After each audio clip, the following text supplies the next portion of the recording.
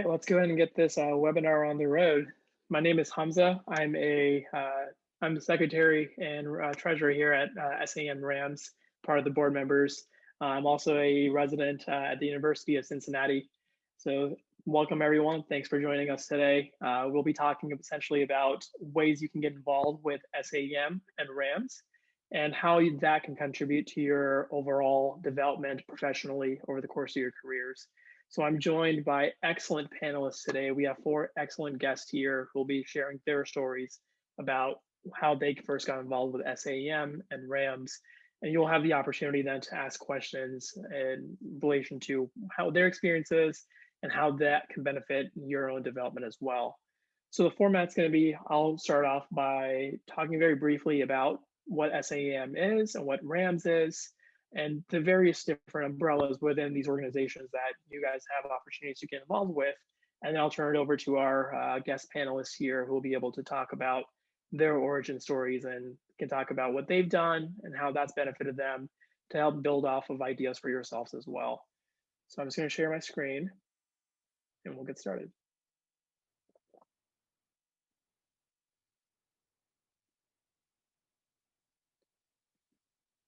All right, so as I mentioned, we'll be talking about essentially the ways you can get involved with leveling up your professional development here. So we have 4 excellent speakers, as I mentioned. We have Dr. Aaron Kuzel coming from University of Louisville. We have Dr. Taylor Stavely as well coming from Emory, who's going to be staying on at Emory as the faculty as well. We've got Dr. Wendy Sun, who's going to be continuing her residency at Yale. And then we have Dr. Ryan Tsuchida, who's going to be graduating from Michigan and going on to University of Wisconsin.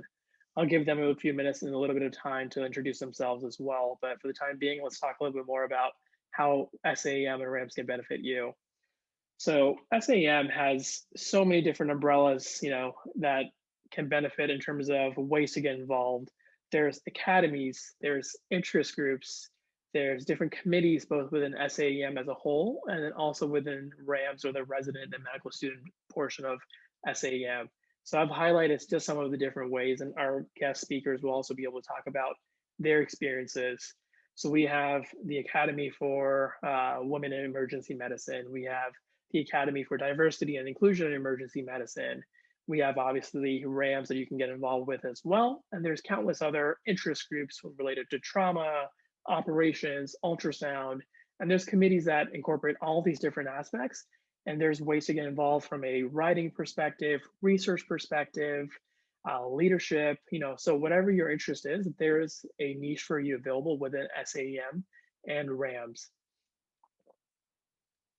So what exactly does RAMS embody for you guys? Essentially, our main goal here, or one of the main purposes that we have, is to help advance the future of your careers, to help advance the future of emergency medicines, and to help us develop residents and medical students into becoming leaders within emergency medicine and becoming leaders within academics related to emergency medicine as well.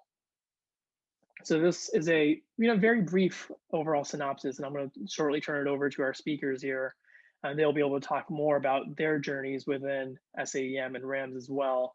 But if you're interested in getting involved with SAEM or RAMS, there's countless ways. There's podcasts, as I mentioned. There's different research opportunities, some of which are laid out here as well. And if you're interested in any of these, feel free to reach out to governance@saem.org, and we'll have a link for that at the end of the slide as well. So with that, I'm going to turn it over to Dr. Kuzel to introduce himself and give us a brief origin story of, how did you first become involved with SAEM and where that's taken you so far? So this origin story terminology makes me feel like some kind of superhero. I feel like I should have a comic book or something, Hamza. But my name's Aaron Kuzel. I'm a second year resident at the University of Louisville, going into my PGY3 year. So I had a kind of a backwards way into SAM and into organized emergency medicine. Oddly enough, I was told I should apply for this medical student ambassador program, and I got the wrong link. And I applied instead for a bunch of committees, and I ended up being selected, whether that was from my former job in the Department of Justice, that I got put on an ethics committee. And I loved it. I got to publish my first paper with SAM in Pulse. It's kind of cryptic that would be my first thing in SAM, as I would later become kind of the editor for the RAMS section of Pulse. But it all started being involved in one committee, which now has gone to 4 committees, has become a member at large for RAMS, and now as the RAMS Pulse editor. So a very interesting origin, a kind of a backwards way, not going through the medical student ambassador route, but happy to have had that opportunity. Thanks for sharing that, Aaron. I really appreciate that. It's interesting, the various different ways that, through the back door or the front door, someone can get involved with SAEM and RAMS. But I'm going to turn it over now to Dr. Taylor Stavely as well from Emory to talk about how she first became introduced to SAEM and where that's led her. So I first became introduced to SAEM, and more specifically, my involvement in leadership has been within AWEM through one of my faculty mentors at Emory. So I'm a current PGY3, or at least for the next week and a half at Emory.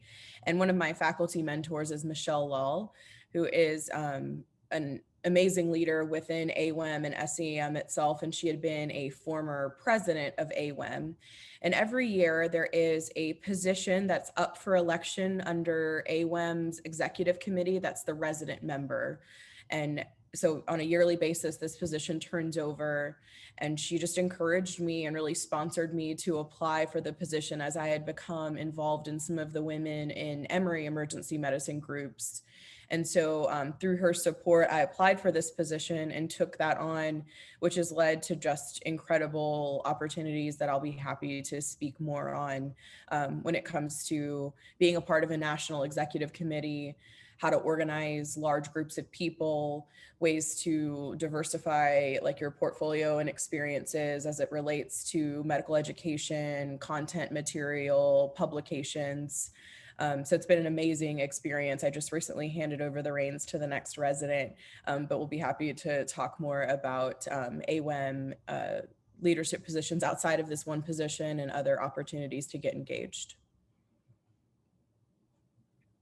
Thanks for sharing, Taylor. So you actually mentioned a very interesting point there. You kind of slid it in, the concept of sponsorship, where you had an excellent sponsor who helped you kind of get to where you are. And I couldn't agree more. That's exactly how I first became introduced to SAEM myself, where one of my research mentors in medical school mentioned to me this opportunity about the medical student ambassador program at SAEM. And I applied, and the rest essentially is history, where I've been involved within different aspects of SAEM and RAMS since then, since medical school. So, sponsors are very important. Just want to kind of briefly mention that as well in terms of how important they can be in, helping with professional development. Next, I'm going to turn it over to Dr. Wendy Sun as well to talk about her origin story. Awesome. Thanks, Hamza. I'm Wendy. I'm one of the second-year residents at Yale, and I kind of started by being a medical student ambassador when I was a second-year medical student. And so, I knew I had a budding interest in EM, and I thought being an MSA would, really help, really be like eye-opening into the specialty of EM. So I applied, got in, and I think, I met some of my, best friends from EM when I was an MSA at 2017. And I see a couple of MSAs this year in our audience tonight. So, thanks for your hard work there. And I think after becoming a medical student ambassador, I got involved in committees similar to Aaron. I was part of the career development and mentorship committee. And then I subsequently started the diversity inclusion subcommittee. And then as the opportunities came, I then was part of the program committee where I was part of the speed mentoring team. And then this past 2 years, I have been lucky enough to lead the speed mentoring program. And also as kind of my leadership experience evolved, I served on the RAMS board for the past 2 years as well. And this year I have the honor of being the president of SAEM-RAMS, which has just been an absolute blast so far. It's like really a wonderful learning opportunity. And I think throughout all my journey with the SAEM, like one of my favorite things is definitely making friends along the way. I have to say, Hamza, Ryan, Taylor, and Aaron, these are all great people I met along the way and definitely consider my friends. And I can't wait to work with them as we become attendings in the future. So you'll meet wonderful people along the way. And honestly, it's just really great experience because you'll find that, you know, you get involved with webinars, didactics, research projects, and it really opens up doors for sure. Thank you so much for sharing, Wendy. And I couldn't agree more the fact that these experiences that we've had over the last couple of years, with the different aspects of SAEM and RAMS, we've been able to develop some awesome friendships here. And obviously within the last year and a half of the pandemic, it's been difficult, but once things are opening up, fortunately, and things are going to start going back towards being normal, and we're going to be able to have in-person meetings, and it's going to be a whole different experience in terms of being able to connect. And there's so many different things that we can kind of get involved with from SAEM, and how those can all build upon the friendships that we already have developed and are developing as well. And lastly, I'm going to turn over to Dr. Ryan Tsuchida, who's going to be coming from University of Michigan. I'll let you take the floor. Thanks, Hamza. I think my story was maybe a little bit similar like Aaron's, and maybe like a Star Wars story where it starts at the end and works backwards. I really started getting involved because I got an email. We're a very SAEM like centric institution, and so I knew a lot about SAEM, and I've been told over and over, get involved in committees. And SAEM sends out lots of emails, and one resonated with me, the founding of the Equity and Inclusion Committee. And I said, this sounds really interesting. I'd already knew about ADIAM, another kind of equity and inclusion body within SAEM through some of my mentors, but really thought that this was an exciting opportunity. And really, kind of like what Wendy says, you show up and opportunities beget opportunities. And so I show up, and then the next day they're like, well, we need some residents involved, to be involved in this mentorship kind of pipeline. I'm like, okay, I'll co-chair a subcommittee. And then lo and behold, 12 months later, well, you've co-chaired it. I think it's time for you to chair it. And so these things just really, they happen so naturally and so quickly, but really it just takes that initial kind of step. You're already doing that by being here, I can tell you that. But the opportunity to really have leadership positions that they get involved in didactics, to really mentor and meet other people is just absolutely wonderful. And it happens so seamlessly. And that's really what I've been appreciative about SAEM. Thanks for sharing that, Ryan. That's really, it's really important, the snowball effect that you're mentioning, where one thing leads to the other. Once you get your foot in the door, that's honestly the biggest hurdle, I feel like, where to get started. And, some of you guys mentioned, it starts at the end and then you got to work your way backwards from there. But those are just generally the background stories for our excellent panelists today. So we're going to start transitioning over to the meat and potatoes, or the Q&A session here, where it's pretty informal. Feel free to type out any questions you guys have for our panelists about SAEM or RAMS, or about their individual involvements within their various aspects, within research, within AWAEM, within the equity and inclusion committees, or within the RAMS leadership. So feel free to start typing out questions that you guys might be thinking about. It's pretty informal here. We're not really looking for anything that's very formal. So just we're just here to help, essentially. So while our audience members start thinking of questions, I want to open up the floor with everyone here has been involved with various aspects of leadership to some extent. And we'll start off with with Aaron here. How do you feel like, in terms of the aspects of involvement you've had with SAEM so far and with RAMS so far, how has that contributed to your overall professional development so far in residency? So I would say, from a professional development standpoint, it's just been invaluable. Whether it's been in a national organization as such as SAEM, or even as part of ACEP, but also professional development within my own institution. It's definitely helped my own leadership learn what are the current issues of emergency medicine, and what are the challenges that we're facing, and bringing that back to my own institution and discussing it with my own amount of residents. And we've been able to have wonderful debates and discussions about how do we go forward, and bringing that back to the national organization is just absolutely invaluable. As I said at the beginning, when I started, it was just on an ethics committee as a second year medical student, who really just, I had just not even sure what I was going into, what I would do. And it was so great to be fostered by all different types of academic physicians, all in different parts of their career, who said, hey, this individual really wants to work and wants to have these opportunities. let's give him those opportunities. And as such, I've been able to be a leader and lead during a COVID-19 pandemic, along with Hamza and with Wendy. And it's been open to many opportunities that otherwise would not have just been present at my own institution. So I'm very incredibly grateful for RAMS to have those, because without it, I'd still probably do fine at my institution, but it's really helped me develop not only in as a leader, but also as an emergency physician. It's been great working with you as well for the last year, and I can't wait till we're able to hang out in person, continue the friendship that we've developed so far. I want to ask, Taylor, I'm going to ask you the same question as well. You've been involved with AWAEM with Wendy, pretty significantly over the last year, a lot of the projects that you've done. How do you feel like, since you've been involved, how has that helped with your professional development? So I have done so many things in the last year that I never would have done like here locally as a part of being a resident and, a resident who's involved, just because when you step onto that like national stage, like the scope changes, right? And so like that ability to have an opportunity where your scope is different is just invaluable. So some of the biggest projects that I've been involved with this year is that Wendy and I started an SAEM and RAMS webinar series, which we're really excited about. We've had a couple, we've got more to come.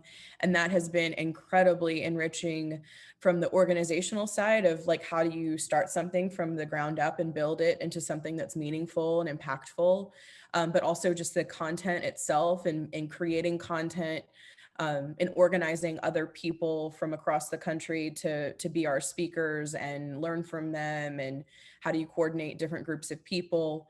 And so that has been wonderful. Another major project I took on for AWEM this year was being a project manager for a major literature review and kind of categorizing literature as it relates to women written by and about academic emergency medicine.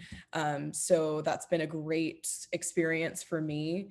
In terms of next steps, by like the leadership that I took on this year in this position, it's enabled me to open some other doors. And so while my term as the resident executive committee member has just ended, I'm now the didactics co-chair for SAEM next year for AWEM. And that door definitely would not have been so accessible and open to me had I not met so many incredible people through this position and really put myself out there. And so I feel like it's just going to continue to beget more opportunities for me as I continue to engage. And so that's been wonderful.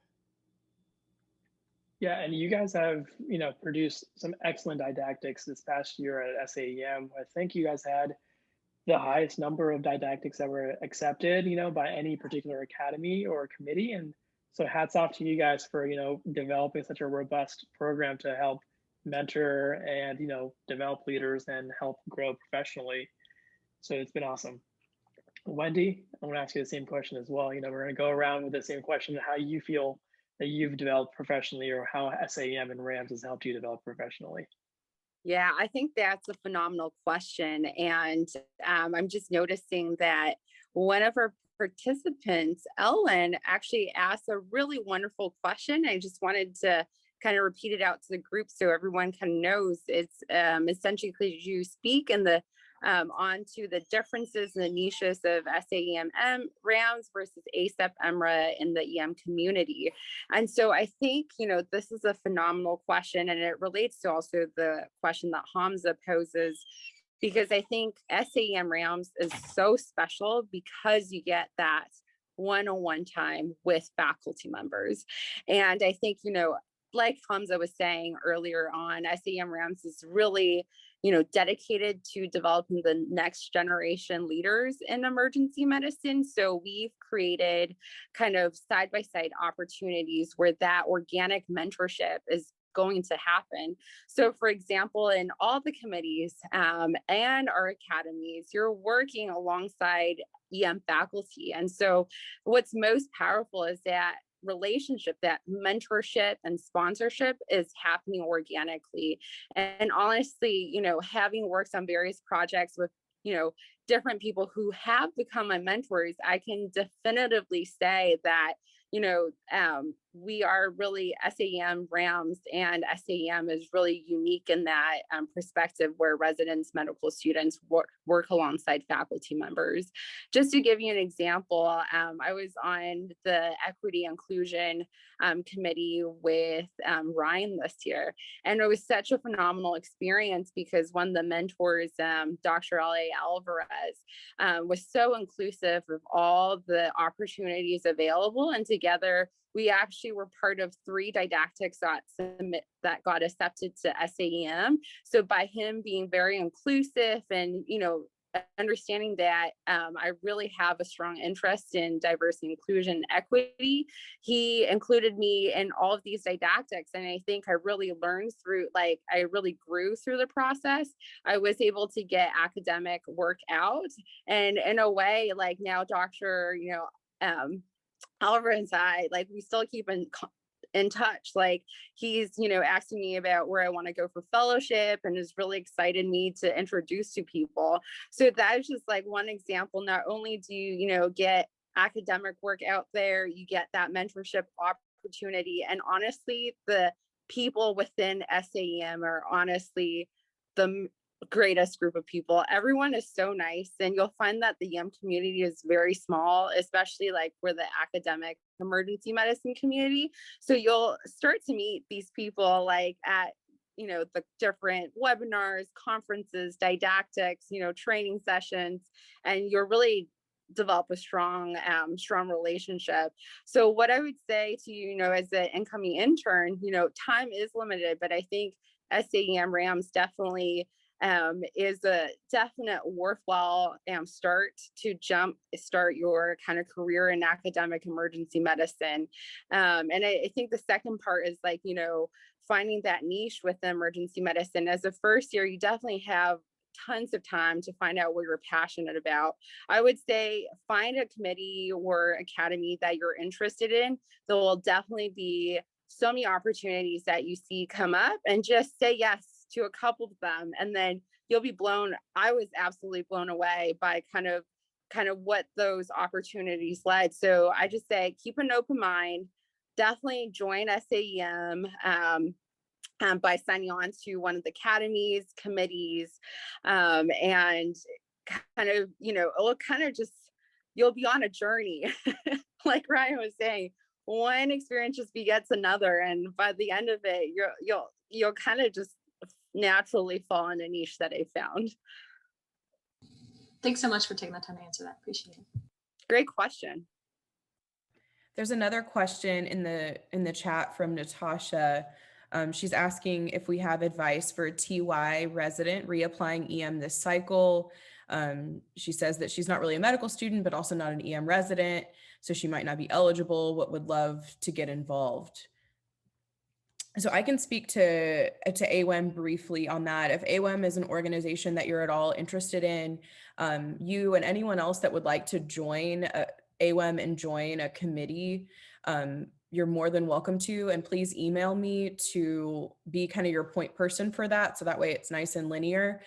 We have lots of great committees that we would love to have residents and medical students. And I think that Natasha, you still fall under that umbrella just fine to join. And that's a great way to get more one-on-one mentorship and experience instead of just being a member. If you want to be a little bit more hands-on, I think just being a member is a great way to start, but we have lots of committees, including didactics and research, global health, education, our newsletter publication.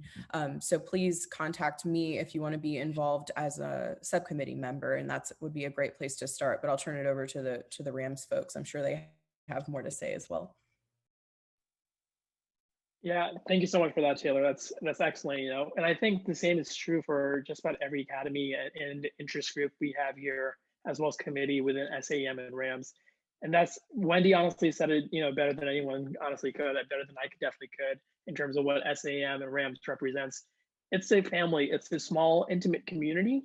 And I think that's kind of some of the differences that you'll notice amongst different organizations and different overall, you know, governing bodies. But the fact that is, you know, you get involved with RAMS within a particular committee, you'll be working alongside a project, you'll be in a webinar or with a committee meeting with a junior faculty member, a senior resident, with the department chair for a particular program, and you will be in your circumstance so terrified to say hi, like, I have XYZ question for you, but they're so receptive towards this. They've been doing this such a long time, and they're there to help essentially.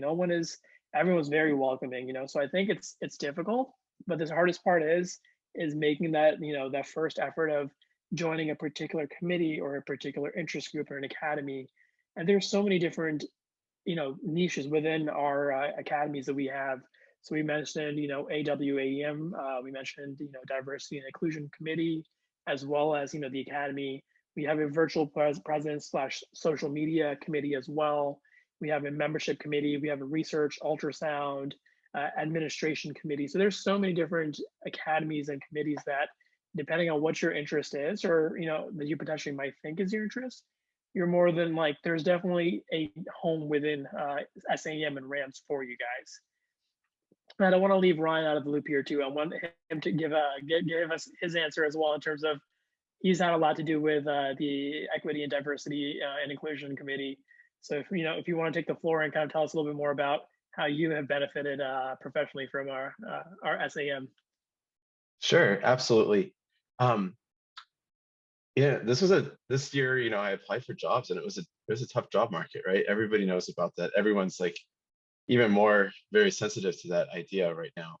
And one of the things that I could say is the networking that I made within the Equity and Inclusion Committee really proved to me what that small SAM community looks like. I think it can be, I've heard many times people say, oh, SAM or academic emergency medicine, it's a small group, and it is. But I'll tell you, the first time I went to SAM, I said, this thing's huge. Who are all these people? Everything's going on. And it didn't feel small to me. And if you're feeling that way, that's okay. And what I would encourage you to do, though, is just like Hamza was saying, when you get involved in that committee, or you get involved in a smaller level and you find your people, you find your niche, it does get small very fast.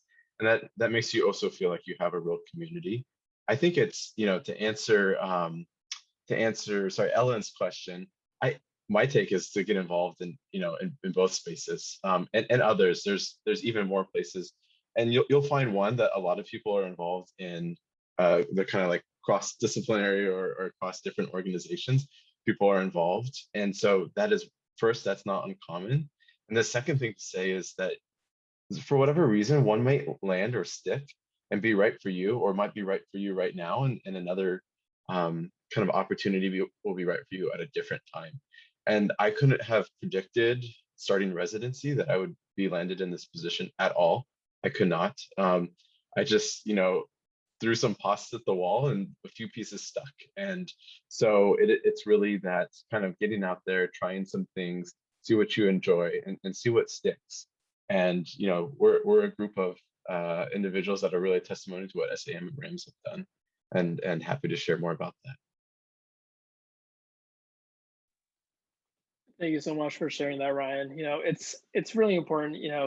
I think everyone here has mentioned this as well, where the biggest theme is just ask, or just get involved, or just try to volunteer for a particular role, whatever the organization, whatever the opportunity is. It has to start from somewhere, and once that opportunity presents itself, then the next steps are much easier to overcome, essentially. So I don't know if Wendy, do you want to answer the question? I think that Natasha had as well, in regards to a little more advice about ways to get involved within SAM and RAMS in terms of what you might suggest. Yeah, of course. So in addition to the SAM committees and academies, we also have amazing events like these webinars, and our residency and fellowship fair is actually happening in the next couple of weeks. So there's a whole website dedicated, and we definitely have a lot of different opportunities available. Like we'll have, the SAM conference, we'll have, speed mentoring opportunities, and things definitely, definitely pop up throughout the year. And I think the other exciting things is, we're SAEM-RAMS is definitely growing, and we're looking for new ideas. So if you have a new idea or something that you're passionate about, we're all ears. We want to hear it. We want to make it happen. And so that's pretty much another reason to get involved. So to answer your question, I think you could be as active as you want to be by, joining a committee and, proposing idea, become part of the leadership, or you can just participate in the activities that are available out there already, which is also super helpful. And then I also want to give the floor to Aaron, if possible, as well, in terms of talk about more about, SAM Pulse. He's a resident editor, and he manages a lot of the writing section for SAM Pulse, essentially. And, for Aaron, sorry, if you want to mention, talk about, ways residents, medical students can get involved with writing, people who are interested in writing, academically, and how, what opportunities are available within SAM Pulse. For sure. So just to answer the question about TY, and then I'll also go into the Pulse article. As an osteopathic resident, I get that a lot of my colleagues have found their ways into transitional years trying to get into EM, as it's been always, EM has just been more competitive. And so what I will say about why get involved in SAM and how that will help you to get and land an EM position is, just as everyone has talked about before me, is you get publications, you get committees, you add something to beef your resume that shows, hey, instead of these other ones who are coming, I bring a year of intern year experience. Plus, I'm also involved in a national organization. I am committed to emergency medicine, and you can count on it that I'm committed to this specialty. And even if you end up not matching into emergency medicine, that also brings you closer to organized medicine and the House of Medicine and how those type of operations work. But through SAM, it's some way to beef up your resume and to show to different faculty departments, as most of your residencies are going to be in academic departments and who are going to know somebody who knows somebody within SAM. And so to answer that question about your transitional year, that's how you kind of improve your chances of matching. As for publications, Pulse is open to both attendings and residents, and for publications in those areas. I've been able to publish through Pulse on multiple things. We'll actually have an article about the Hahnemann closure, and also with the closure of Ohio Valley and Chillicothe Health, and kind of having those discussions. So we publish things on like the humanities, also of the issues facing emergency medicine, but also experiences from the COVID-19 pandemic, being a medical student and transitioning now from not seeing a patient to now I'm going to be an intern having to care for patients, and talk about those experiences. So it's somewhere to spotlight your niche and to really develop a niche and to show other members in emergency medicine that niche. So for instance, if you're interested in forensics, putting an article that can be assistance to those readers who are new to forensics or don't know the behind the scenes of a forensics emergency medicine. So it also helps you beef up your resume because it's a publication in a nationally reviewed, not peer reviewed, I guess I could say, but a reviewed magazine from an emergency medicine organization. Yeah, I think actually one of the first ways that I personally got involved with SAEM was through a Pulse article so I was part of the wilderness medicine interest group when I was a student ambassador. I was like, well, I don't know, I'm a student, I don't know what to do. And I was like, yeah, I like camping, I like hiking, as most stereotypical emergency physicians do. So I went to the wilderness medicine interest group, and they were like, yeah, we're looking for like students and residents to help, write Pulse articles that might be interesting for other students and residents. So I was like, yeah, it sounds like, I said yes to that opportunity about, learning more about wilderness medicine.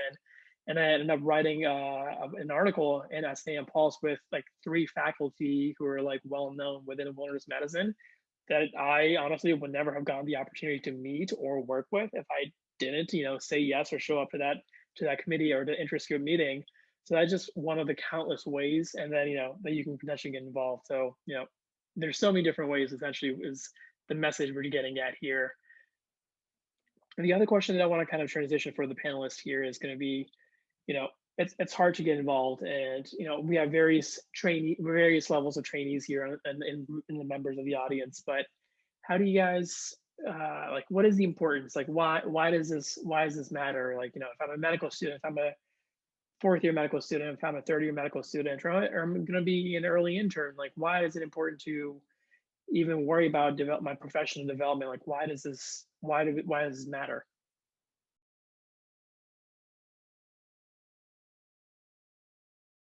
I think the biggest importance of getting involved is like number one, mentors, and number two, like refining your future goals. Because you might think you know what you want to do, like with your life when you're a real grown up in a few years, you know, you might really think like, okay, I'm going to do this type of academic medicine at this type of center, I'm going to go to the community or whatever it is.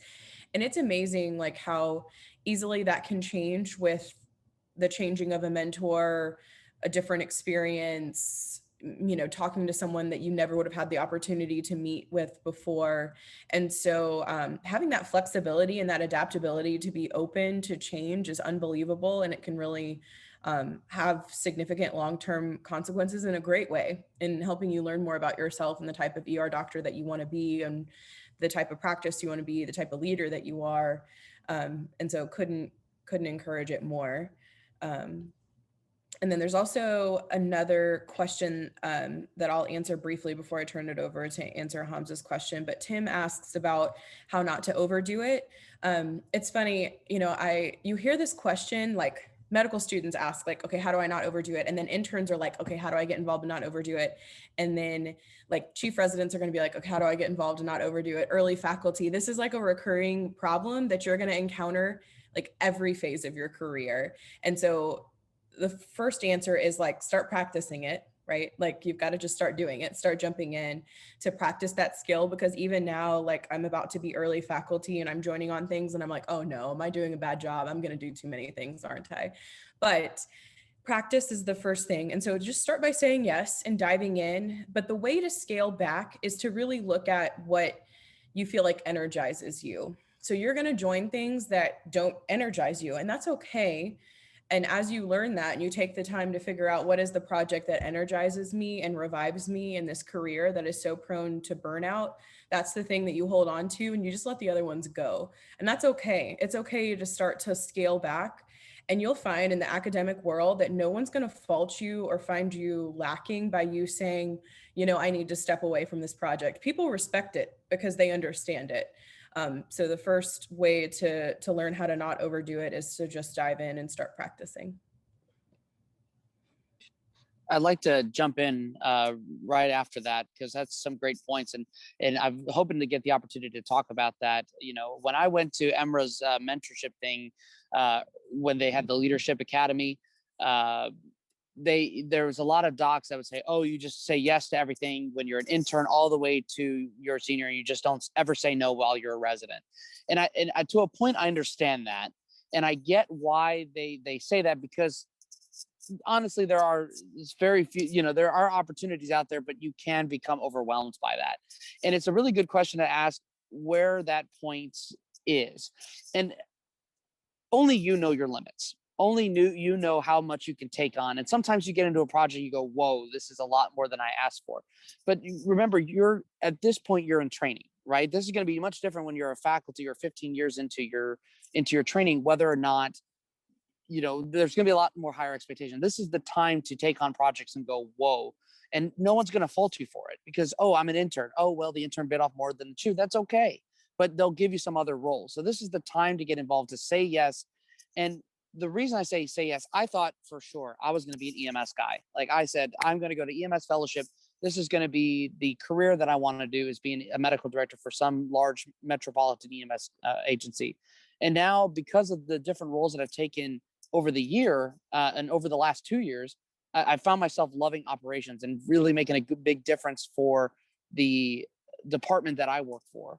And so by saying yes to these things, even if you thought, oh, I hate operations, I hate politics, why would I even ever want to be involved in operational politics of a hospital? You may find out that you love it. And it may not have been clear to you as a med student or an intern, but as you've gotten older to your profession, this opportunity has led to other opportunities and maybe even a fellowship in administration or future medical directorship roles.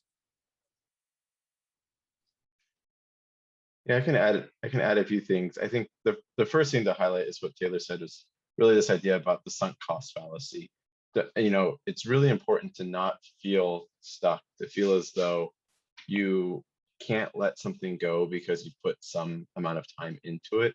There's the professional and appropriate way to do that. Let people know. And I don't need to say that to this group, but getting over that sunk cost fallacy and realizing that it's okay to let certain projects go, I think is very important. The other thing that I would think about doing is, as much as you can in advance, thinking about defining your role. There is, in every project, there tends to be either a single or a small number of individuals that are really going to lead the project, and the other people kind of support it in kind of smaller ways. It is advantageous to you to have both. And thinking about, how many am I leading? Because those are great, because you get to champion those, you really get to speak highly to them. If you're talking about academic medicine, maybe you're talking about papers and you're, first author on these type of papers. But at the same time, those take the most amount of time. And so you can't do that always. And so thinking about how you can have those roles in which you're taking the lead and other ones where you play a more supportive role really helps kind of manage your capacity in what's always a time constrained environment, like Taylor mentioned.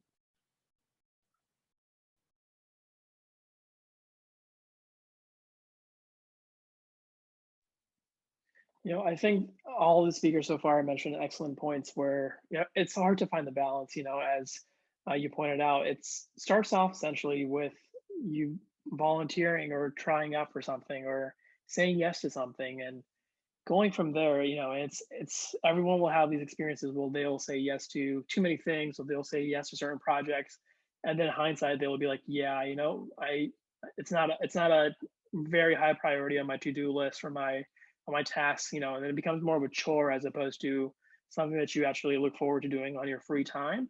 And obviously, once you're in residency, once you're in medical school, like it's hard to find the free time to dedicate towards emergency medicine or towards academia. Like, and you want to spend that time with your loved ones or doing whatever it is that you enjoy. So, starting off earlier on in residency, it's going to be hard to find that balance of saying yes to the projects that you're going to be most impactful on, versus just saying yes in general. So it's going to take some trial and error. I've been through this personally. Every one of our panelists, I'm sure, has been through this as well, where you'll say yes to a few projects or to a few commitments, and then you'll surely realize that, this isn't what, gives me, it's not my, I'm not very passionate about this project or about this commitment.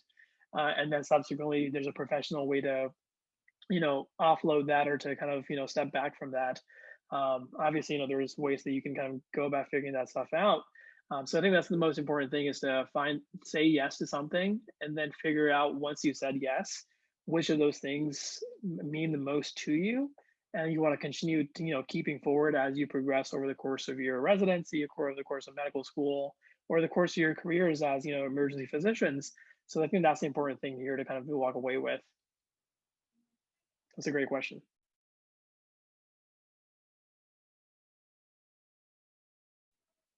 I think we're getting kind of close to the tail end of our hour here. So I think we're going to be wrapping up in terms of questions that we have for the panelists, but I'm just going to open up the floor to you guys to kind of just some lasting words of wisdom for our audience members here, in terms of, just different things that people can be looking out for as they progress, in terms of their journeys into academic emergency medicine, and things to keep mindful of in terms of ways that you can potentially get involved.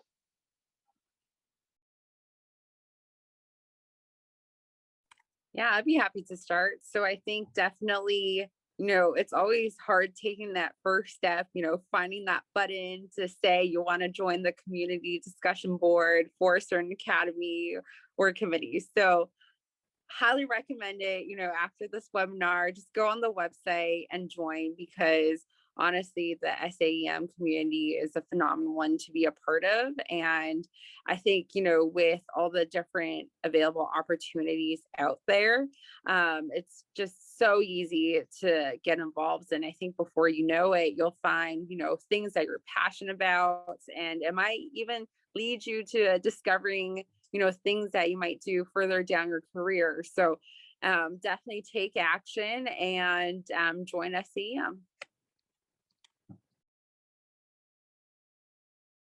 I'll go next. I'll just end with saying that like you feeling like you like, oh, there's no way like I would get that job, or like this seems like I wouldn't do a good job at whatever X. It could be like your version of imposter syndrome. So like, please apply for that committee, apply for that position, apply for that award, and you're going to be happily surprised at what turns out. And so don't let that hold you back. And we're excited to have you join the SAEM family.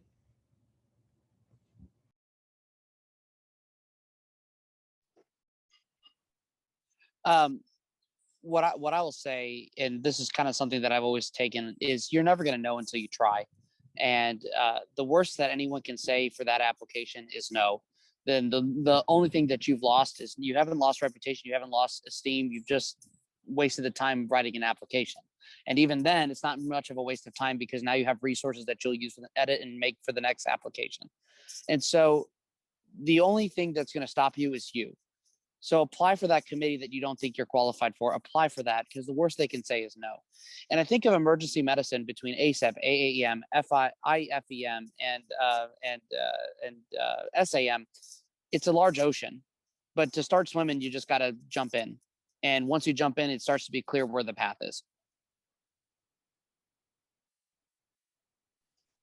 Yeah, I would encourage you all to continue to have that growth mindset. There's going to be something, once you do something, no matter what the outcome, just like Aaron mentioned, whether it turns out you're on that committee, you're not on that committee, get on a committee, you find out you like something else, it doesn't matter. You've learned something from that, and that is going to help inform your decisions going forward, and is really just going to make it that much easier to get to the next step. So one foot in front of the next. Shoot that email, governance@sam.org, and just get started. It'd be great. We're so excited. Thank you guys, everyone, Ryan, Aaron, Wendy, Taylor, thank you all so much for your time here tonight, talking about your experiences, talking about, how you guys have found SAEM and RAMS to be meaningful in your guys' journey. And thank you so much to all of our audience members as well for taking the time out this evening to kind of come participate in this webinar and kind of to learn more about what SAEM and RAMS has to offer for each of you guys. So feel free to reach out, to any of us. We're always welcome to answer any questions, discuss opportunities with you guys based on your interests. Feel free to email us. Feel free to join, SAEM and RAMS, and at governance, governance@sam.org, and reach out to all of us and ask any questions you may have. So I think that just about concludes our hour. So thank you so much, everyone. Hope you guys have a good night. Stay safe. Take care.